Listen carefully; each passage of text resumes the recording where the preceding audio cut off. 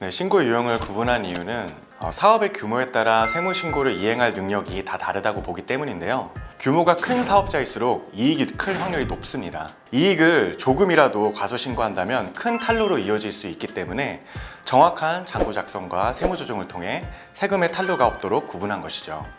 그와 반대로 이제 소규모 사업자는 실제 세금이 적음에도 복잡한 세무신고를 이행해야 한다면 상대적으로 납세 협력 비용이 크게 발생합니다. 이런 점을 보완하기 위해 규모에 따라 소득세 신고 유형을 구분해 놓은 것입니다. 이 신고 유형은 5월 종합소득세 신고 전에 국세청에서 발송한 안내문에 본인의 장부 유형이 적혀 있습니다. 이 유형에 따라서 신고를 하시면 됩니다. 만약 수익금액에 오류가 있는 경우에는 사전에 부가세와 면세사업장 현황 신고를 수정하시고 소득세 신고를 이행하시면 됩니다.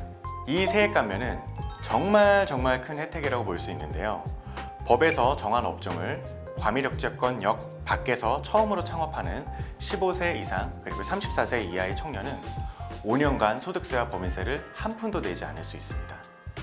가장 중요한 게 감면을 받으려는 업종을 처음으로 창업한 경우여야 합니다.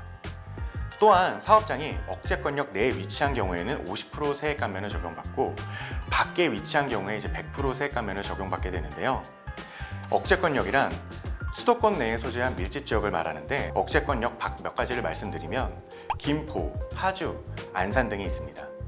인천은 기본적으로 억제권역이지만 청라와 송도 그리고 일부 서구 지역은 억제권역으로 보지 않고 있습니다. 본인이 감면 대상인데도 이를 놓치신 경우에는 경정 청구도 가능합니다. D와 E 유형은 같은 간편장부 대상자이긴 하지만 추계신고를 한다면 그 경비율을 달리 적용받습니다. 추계신고란 국세청에 업종별로 경비 인정 비율을 정하여 놓았는데요. 수익금액 곱하기 경비율만큼 비용으로 인정을 받는 신고 방법을 말합니다. 말 그대로 증빙이 필요 없고 장부 작성 없이 간편하게 신고가 가능한 제도로 아무리 경비가 부족했어도 이를 적용받는다면 세금을 적게 납부할 수도 있습니다. 다만 D 유형은 경비율 중에서도 기준 경비율을 적용받는데요. 이는 낮은 경비율인 대신에 원재료 또는 상품 매입 비용, 임차료, 인건비 등의 주요 비용을 공제받을 수 있습니다. 이 유형은 단순 경비율로 높은 경비율을 적용받는 대신에 다른 매입은 공제되지 않습니다. 이런 유형은 경비율로 추계 신고도 가능하지만 실제로 비용이 더 많이 발생한 경우에는 간편장부를 작성해서 세금을 더 줄일 수도 있습니다. 첫 번째로 중소기업 특별세액 감면이 있는데요.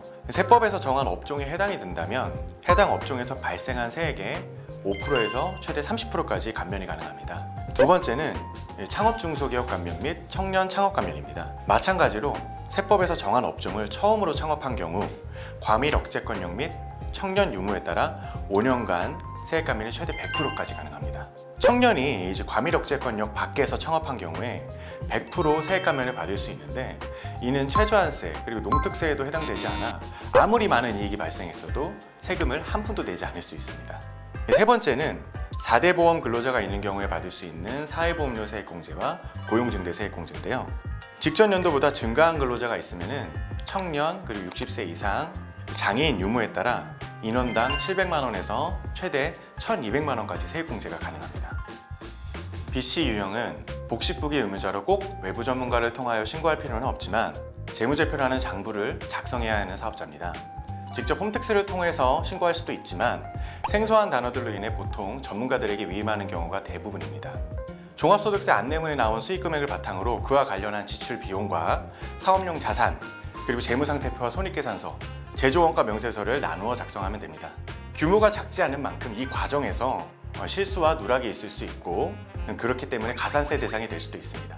또한 각종 감면과 세액공제도 누락할 수가 있기 때문에 직접 신고하기 위해 수간의 노력을 거치더라도 정확한 세금 신고를 이행하지 않아 발생하는 비용이 외부 전문가에게 주는 수수료보다 더 많이 들 수도 있습니다. 본인이 회계나 세무에 처음이시라면 전문가에게 도움을 받는 것을 추천드립니다.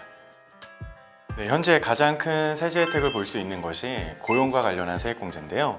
근로자 한 명을 더 채용하게 되면 청년 그리고 60세 이상 장애인 유무에 따라 연 700만 원에서 최대 1,200만 원까지 세액공제가 가능합니다. 또한 한 해에 그치는 것이 아닌 고용을 유지한 경우에도 2년까지 공제가 가능하기 때문에 최대 3년간 3,600만 원의 세액공제를 받을 수도 있습니다. 다만 이제 다음에 요건을 준수해야 합니다.